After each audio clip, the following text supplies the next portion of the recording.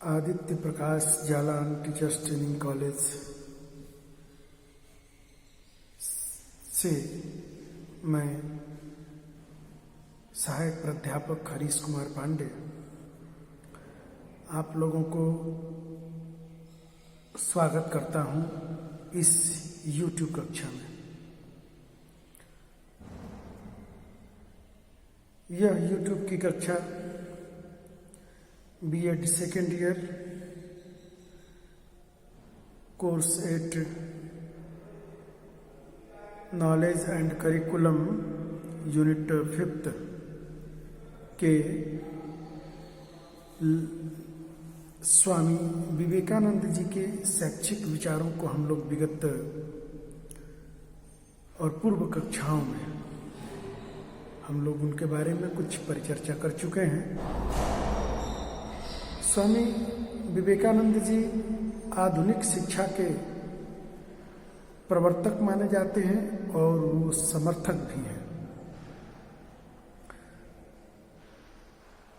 आधुनिक शिक्षा में तकनीकी और नवाचारों की प्रयोग की वकालत सर्वप्रथम स्वामी जी ने अपने विचारों में प्रस्तुत किया।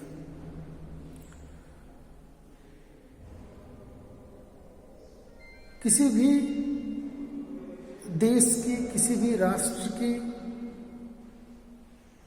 हमें वास्तविक उन्नति को जानना है। किसी भी परिवार की भी, किसी भी समाज की, अगर हमें राष्ट्र की अगर हमें वास्तविक परिस्थिति का आकलन करना है, जानना है, तो हमें वहाँ की उस राष्ट्र में, उस राज्य में, उस पर समाज में, उस परिवार में निवास करने वाले स्त्रियों की स्थिति को जानना नितांत आवश्यक हो जाता है।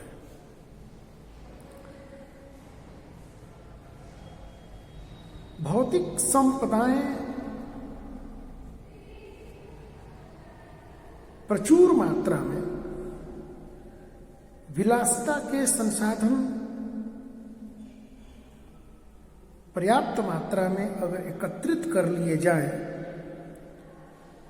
और व्यक्ति वास्तविक ज्ञान से, वास्तविक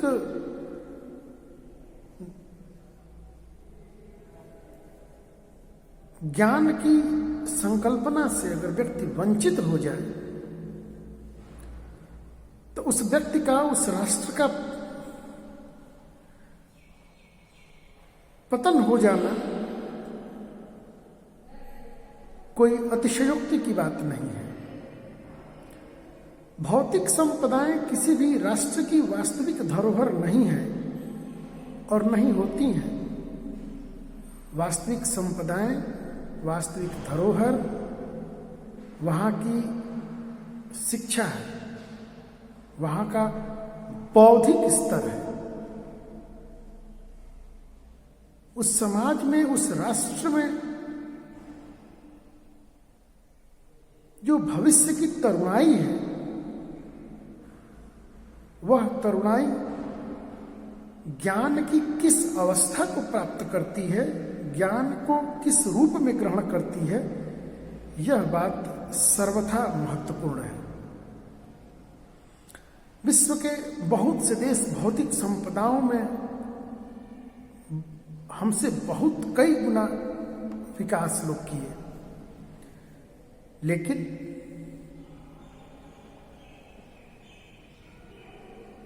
कई सभ्यताएं, कई संस्कृतियां नष्ट हो गई। अजायब घरों में एक प्रदर्शन की वस्तु बन गई और स्वतः प्रदर्शनी बन गई, लेकिन कुछ वो ज्ञान, कुछ वो वास्तविक ज्ञान, कुछ वो संकल्पना, कुछ वो जीवंतता, कुछ ऐसी लचीलापन, फ्लेक्सिबिलिटी कुछ ऐसा है हमारे ज्ञान में, कुछ है ऐसा हमारे चिंतन में, कुछ है ऐसा भारतीय चिंतन परंपरा में, भारतीय चिंतन मनन परंपरा में, भारतीय ज्ञान परंपरा में, भारतीय विरासत में, कि जो हमें उस योग्य और उस अनुकूल बनाए रखती है, जिस योग्यता और जिस अनुकूलता की को न अपनाने या न ग्रहण कर पाने की वजह से कई सभ्यताएं, कई संस्कृतियां म्यूजियम में धरोहर बन गई। स्वामी विवेकानंद जी के विचार सदैव प्रासंगिक रहेंगे। इसके सबसे बड़ा कारण यह है कि स्वामी विवेकानंद जी ने एक बात को कोट किया था, और वो मैं लाइन वो दोहराना चाहता हूं कि हमें ज्ञान और विज्ञान की हमारे पास कमी नहीं है, हमारे पास पर्याप्त मात्रा में है, लेकिन हम टेक्नोलॉजी में, हम लोग नवाचार में, हम लोग टेक्नोलॉजी में, हम लोग तकनीकी के ज्ञान में हम लोग पिछड़ गए। तो हमें पश्चिम देशों से, हमें पश्चिमी सभ्यता से, हमें उनकी संस्कृतियों को नहीं अपनाना है, हमें उनकी सभ्यताओं को नहीं अपनाना है। हमारी संस्कृति, हमारी सभ्यता, हमारी ज्ञान चिंतन परंपरा ये बहुत श्रेष्ठ है पश्चिम देशों के मुकाबले, पश्चिमी चिंतन धारा के मुकाबले, पश्चिमी विचारधारा के मुकाबले, लेकिन हम लोगों के पास टेक्नोलॉजी का अभाव है। हमें पश्चिम देशों से टेक्नोलॉजी लेकर और उसको शिक्षा में समाहित करना है, जिससे हमारी शिक्षा इतनी समुन्नत बन सके कि वह लोगों को रोजगार उपलब्ध करा सके, वो लोगों को आत्मनिर्भर बना सके, लोगों को उनके हाथों को कार्य दे सके, जिससे कि लोगों की दरिद्रता मिट सके, उनकी भूखमरी मिट सके, लोगों की आवश्यकताओं की वस्तुएं उनको उपलब्ध हो सके। मैं वो बता रहा था कि किसी भी राष्ट्र की उन्नति मापना है तो उस राष्ट्र में निवास करने वाली महिलाओं की स्थिति पर हमें दृष्टिपात करना चाहिए। यदि जिस राष्ट्र में महिलाओं की स्थिति बहुत समुन्नत होती है, उनको आदर मिलता है, और वहाँ की स्त्रियां अगर वो पढ़ी लिखी हैं, तो वो राष्ट्र विकास पथ पर तेजी से अग्रसरित होता है। पंडित जवाहरलाल नेहरू ने भी इस बात को कोट किया था कि यदि एक पुरुष को पढ़ाया जाए तो सिर्फ बस एक परिवार शिक्षित होता है, जबकि अगर एक महिला को पढ़ाया जाए तो दो दो परिवार शिक्षित होते हैं, एक पिता का पक्ष और एक पति का पक्ष। और स्वयं तो शिक्षित है ही, तो उसकी आने वाली जनरेशन, स्वाभाविक आने वाली उसकी पीढ़ी में ज्ञान का हस्तांतरण अनिवार्यता होगा और निश्चित रूप से वो परिवार आगे बढ़ेगा। तो स्वामी जी ने बहुत अच्छी बात कही कि स्त्री शिक्षा के बारे में बोलने वाला मैं कौन होता हूं। क्या सुंदर बात कही गई है, बहुत ही डेमोक्रेटिक वे में, लोकतांत्रिक रूप में। आज सबसे बड़ी विडंबना यह है कि आज जो भी नीति नियंता निर्माणक तत्व जो बैठे हुए हैं, वो नियम बना के दूसरों के ऊपर थोप लोग देते हैं। स्वामी जी कितनी सुंदर बात कह रहे हैं, बहुत ही सुंदर डेमोक्रेटिक,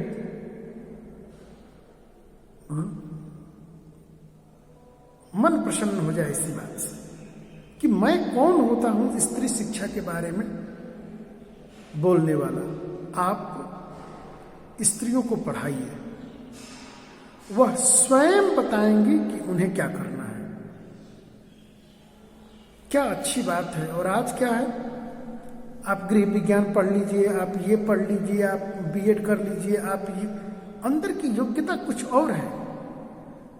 कल्पना चावला, सुनीता विलियम्स, अभी अमेरिका कि चुनाव में उपराष्ट्रपति पद पर महिला उम्मीदवार निर्वाचित हुई। और क्या सुंदर बात कहा था कि मैं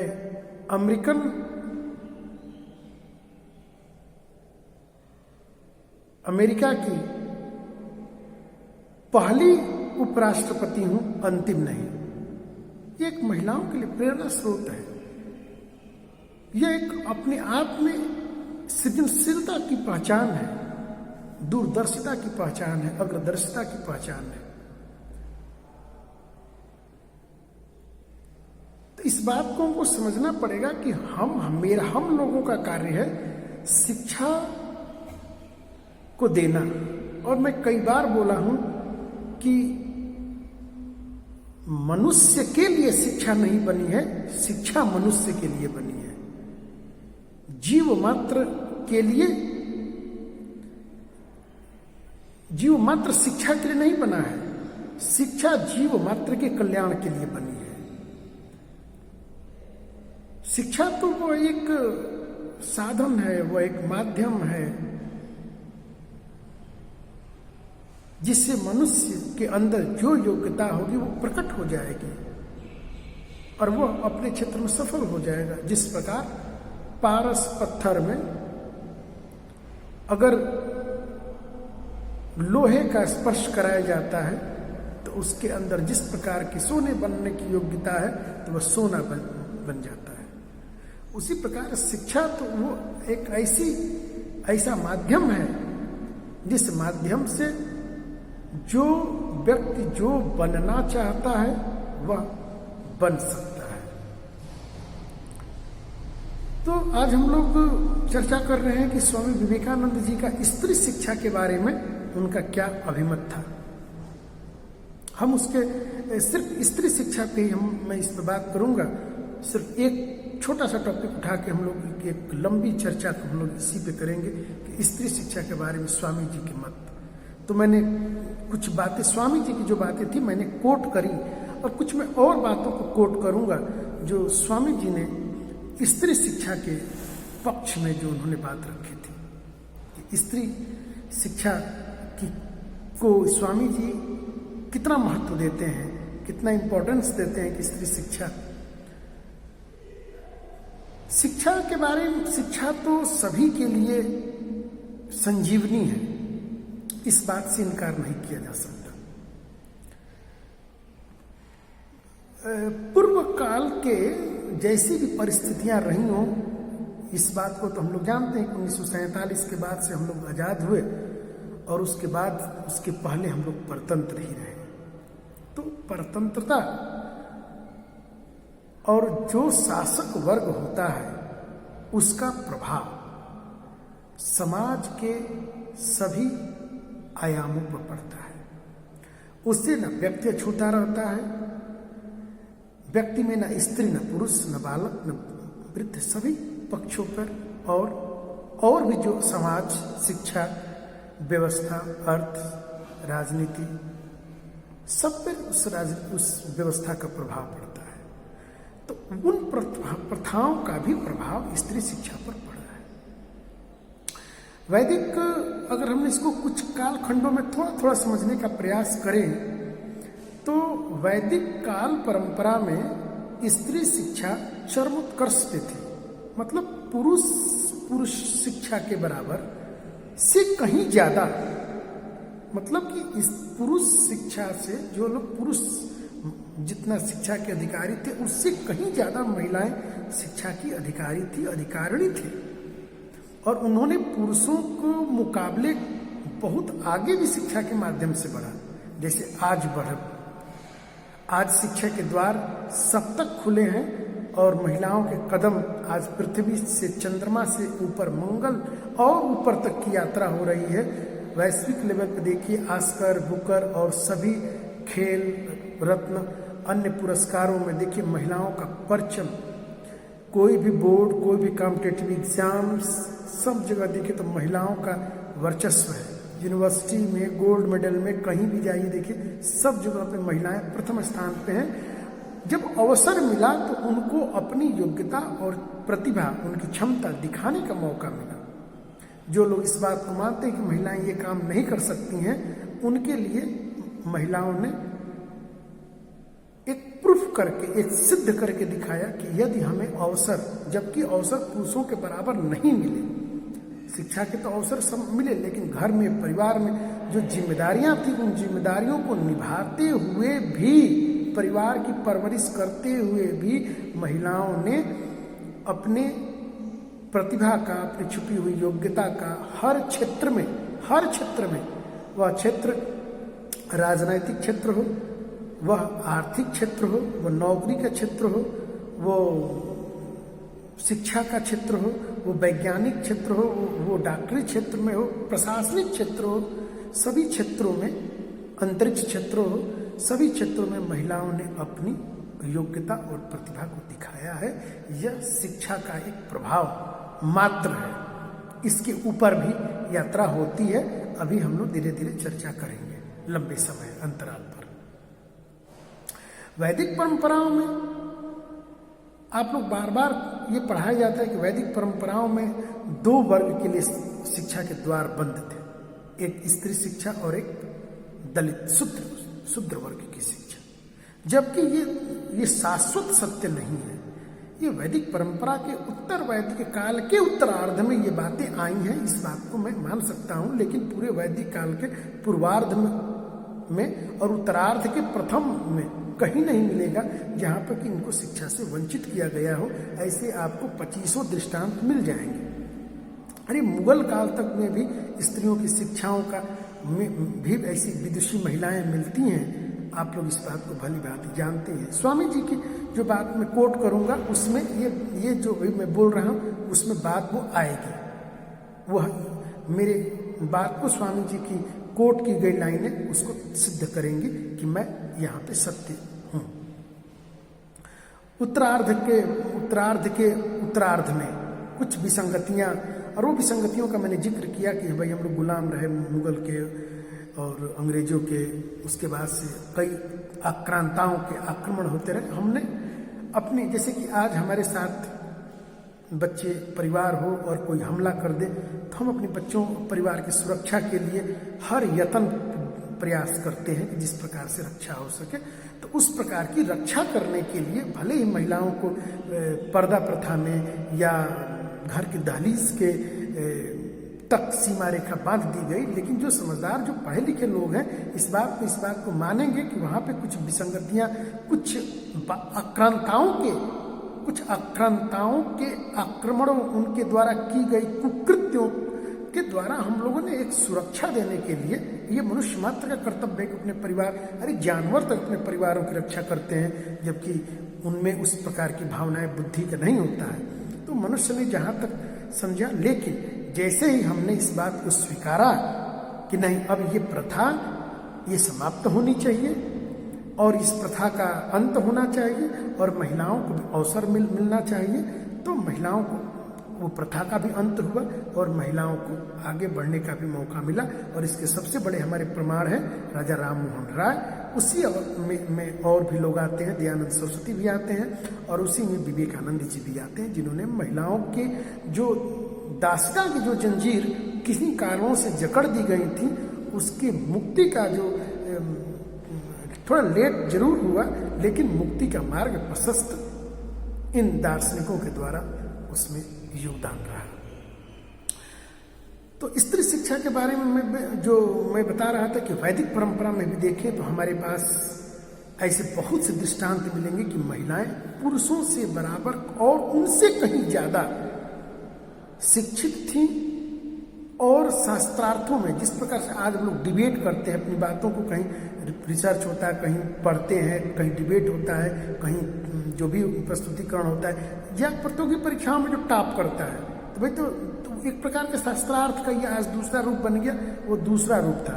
तो शास्त्रार्थों में ऐसे कई दृष्टांत मैं आपको बताऊंगा या कई दृष्टांत आएंगे जिनमें आप देखेंगे कि महिलाएं पुरुषों को हराकर, महिलाएं पुरुषों को शास्त्रार्थ में पछाड़कर अपनी योग्यता और प्रतिभा की झंडा लहराई है। लेकिन प्रकृति, नम्रता इनका स्वभाव है, उस पर अहम नहीं हुआ, अहम थोड़ा एक वर्ग को ज़्यादा। तो आगे मैं विवेकानंद जी की वो लाइन अब मैं कोट करूँगा कि स्त्री शिक्षा के पक्ष में स्वामी जी के जो विचार थे।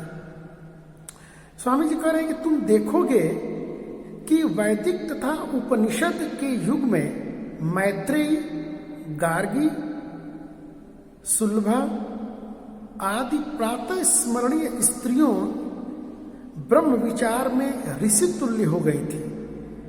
1000 वेदज्ञ ब्राह्मणों की सभा में गार्गी ने गर्व के साथ ब्रह्म ज्ञान के शास्त्रार्थ हेतु याज्ञवल्क्य जी को आमंत्रित किया था। उसी परंपरा में मैथिली क्षेत्र में ये दरभंगा के आसपास का इलाका पड़ता है, जहाँ पर जगत गुरु शंकराचार्य को और उनकी पत्नी भारती ने शंकराचार्य जी को शास्त्रार्थ में हराया था। शास्त्रोक्त प्रमाण के रूप में हराया शब्द नहीं है लेकिन ऐसी बात आती है, लोकांतरों से ये बात आती है कि शास्त्रार्थ में उन्होंने शंकराचार्य जी ने वहाँ पे हार मानी थी। हार मानने के यहाँ पे अर्थ है कि उन्होंने स्त्री शिक्षा और स्त्री के शास्त्रार्थ पर और इतना ब्रह्म ज्ञान पर इतना व्यापक स्टडी, इतना व्यापक अध्ययन, इतना आत्मानुभूति, ये अपने आप में बहुत बड़ी बात है। और मैं अगला कोट करने से पहले मैं थोड़ा यहाँ पे रुक के मैं आपको एक दृष्टांत, उसी दृष्टांत के मैं जोड़ के दृष्टांत बताऊं कि जब आद्य शंकराचार्य जब और उसके बाद में जब लोग विदेशी लोग भी, जब मैं उनका नाम तो भी नहीं बता पाऊंगा, आपको क्लास में पूछिएगा तो फिर मैं नाम बताऊंगा उस समय, तब तक मुझे याद आ जाएगा।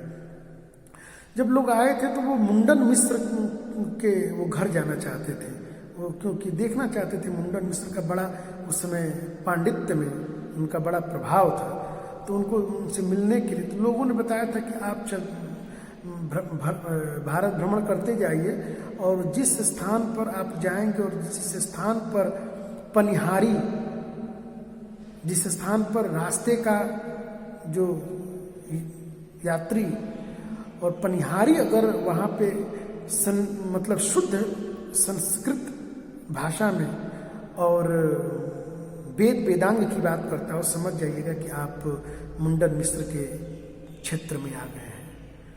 तो जब वो विद्वान और शंकराचार्य दोनों की सेम ऐसी घटना है, जब वो लोग वहाँ पहुँचे तो कुएं पे उनको प्यास लगी, तो कुएं पे जो लोग पानी पीने के जो वहाँ पहुँचे तो वहाँ पर पानी भरने के लिए आई कुछ महिलाएं संस्कृत में ब्रह्म ज्ञान की, परम तत्व की वो लोग आपस में बातें कर रही थी। तो किस प्रकार का हमारा ज्ञान था, और हम लोग कहते हैं कि वैदिक परंपरा में इनके लिए दरवाजे खुले नहीं थे। तो चूंकि हमारा ज्ञान वो बस यही जिस प्रकार से पढ़ाया गया हम लोग उतना ही देख पाए, लेकिन वर्तमान में इसका ज्ञान का काफ़ी प्रचार हो रहा है। जो दब गई थी, जो छूट गया था, फिर से उसको ढूंढा जा रहा है, और ये नए नए तथ्य, नए नए ज्ञान हम लोगों को सीखने और जानने के लिए मिल रहा है। और उन शास्त्रार्थ में मुंडन मिश्र की पत्नी भारती से शंकराचार्य जी का शास्त्रार्थ हुआ था। तो सोचिए कि ब्रह्म ज्ञान में कितनी हमारे यहाँ की स्त्रियाँ आगे रही होंगी। ऐसे एक नहीं हजारों उदाहरण आते हैं, लेकिन फिर हम यहाँ पे दूसरी उनकी लाइन, विवेकानंद की दूसरी लाइन को मैं कोट करना चाहूँगा कि मनु महाराज ने कहा था कि जहाँ पर जिस देश में स्त्रियों का सम्मान होता है वहाँ देवता विहार करते हैं। यत्र नार्यस्तु पूज्यन्ते रमन्ते तत्र देवता। और आगे की लाइन में ये कहा गया है कि जहाँ पर मनु महाराज कर, जहाँ पर कि स्त्रियों की आदर नहीं होती, जिस देश में, जिस परिवार में स्त्रियों का सम्मान नहीं होता, वहाँ पर वो उन्नति नहीं हो सकती है। तो इतनी महिमा स्त्री शिक्षा के बारे में कही गई थी। और जिन परिवारों में स्त्रियों का सम्मान नहीं होता, उन परिवारों की सारी क्रियाएं और प्रयत्न निष्फल रहते हैं। जहाँ वे दुखी रहती हैं उस परिवार और देश की उन्नति की कभी आशा नहीं की जा सकती। ये विवेकानंद जी की ये के द्वारा कोट की गई है। जे.एस. अग्रवाल की किताब की पृष्ठ संख्या 271 के आधार पर मैं इस बात को कह रहा हूं। तो स्त्री शिक्षा के बारे में स्वामी जी का मत काफी व्यापक था। वो स्त्री शिक्षा के काफी प्रबल पक्षधर थे। स्त्री शिक्षा की उन्होंने वकालत करी और बहुत स्पष्ट रूप से उन्होंने कहा कि आप पहले स्त्रियों को पढ़ाइए, वो स्वयं बताएंगे कि उनको क्या करना है। और जिन जिन क्षेत्रों में स्त्री शिक्षा का जैसे जैसे आरंभ हुआ, जैसे जैसे स्त्रियां शिक्षा में आई, उन्होंने देखिए तो वो परिवार और वो देश काफी उन्नत हुआ, जहां पर शिक्षा के द्वार सभी के लिए खोल दिए गए।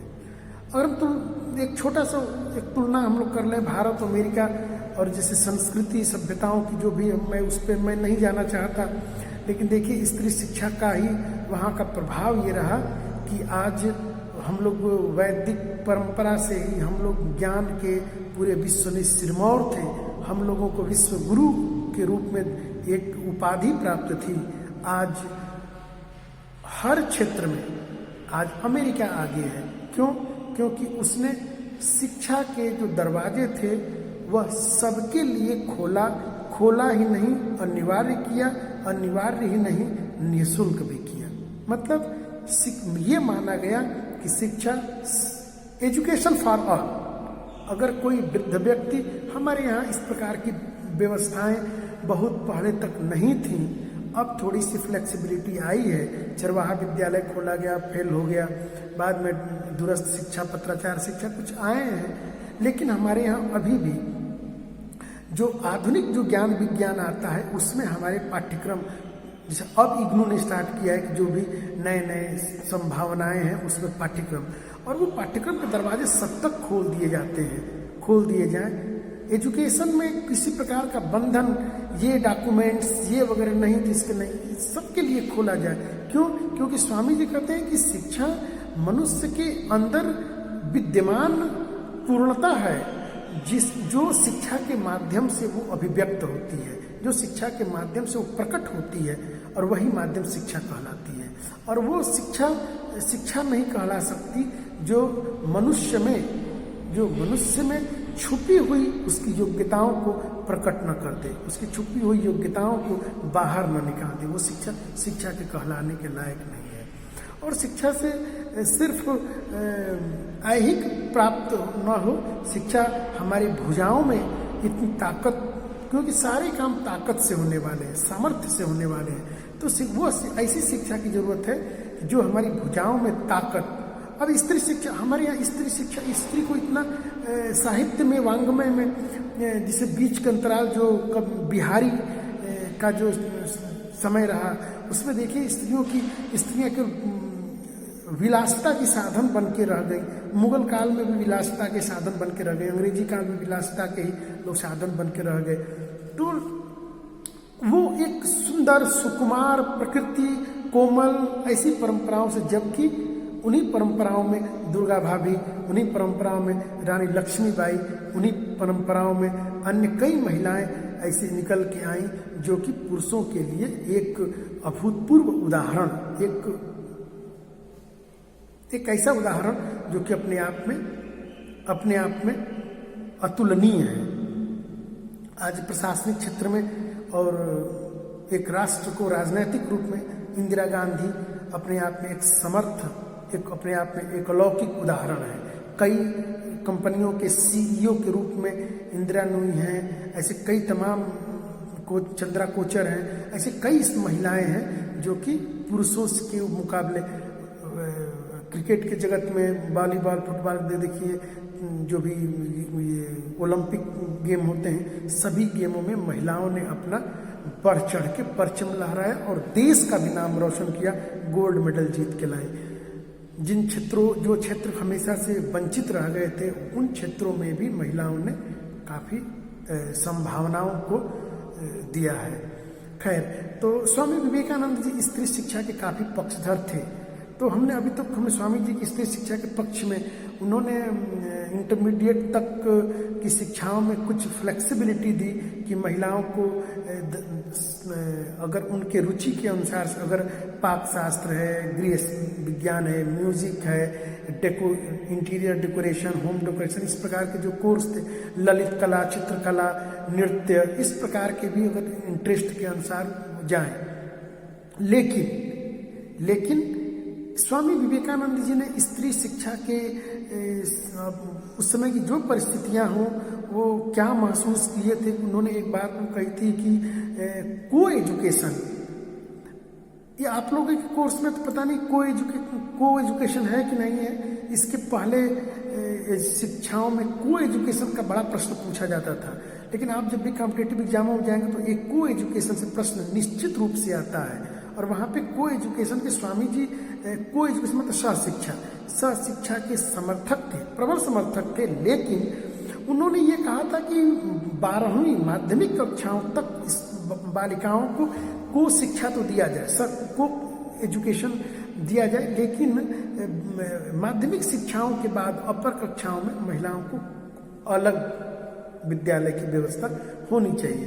तो अब स्वामी जी वहाँ पे क्या सोचते हैं, उनका अपना तर्क था। लेकिन आधुनिक परंपराओं में, अगर हम स्वामी जी की बातों से लें तो अगर आधुनिक परंपराओं में अगर व्यक्ति अगर ज्ञान के उस शीर्ष पे अगर आसीन हो जाए, जहाँ पे कि देहातीत की भावना से व्यक्ति ऊपर उठ जाए, जहाँ पे कि व्यक्ति इन हाड़ मास के और इन चीज़ों से व्यक्ति ऊपर उठ जाए और व्यक्ति में जिस प्रकार से आत्म तत्व की बात उन्होंने कही, उस प्रकार के अगर अवस्थाओं में हम लोग पहुँच जाए तो देह की कोई बात नहीं रह जाती है। शिक्षाओं के द्वार सब तक और साथ में कोई इस प्रकार की बातें शायद आधुनिक युग में थोड़ा सा ये विचार उनके प्रासंगिक नहीं रहे। बाकी विवेकानंद जी का स्त्रियों के प्रति काफ़ी सकारात्मक और काफ़ी उच्च सोच के विचार थे, जो कि महिलाओं के आत्मसम्मान के लिए और महिलाओं की जीवन स्तर को और ऊंचा उठाने के लिए काफ़ी प्रासंगिक रहेंगे। तो आज स्त्री शिक्षा पर स्वामी जी के विचार को मैं कोट किया और मैं ऐसा आशा करता हूँ कि आप लोगों को स्वामी जी के जो भी ये विचार रहे वो समझने में सरलता महसूस होगी। और फिर मैं दूसरी टॉपिक पे मैं अभी प्रस्तुत रहूँगा। तब तक के लिए धन्यवाद।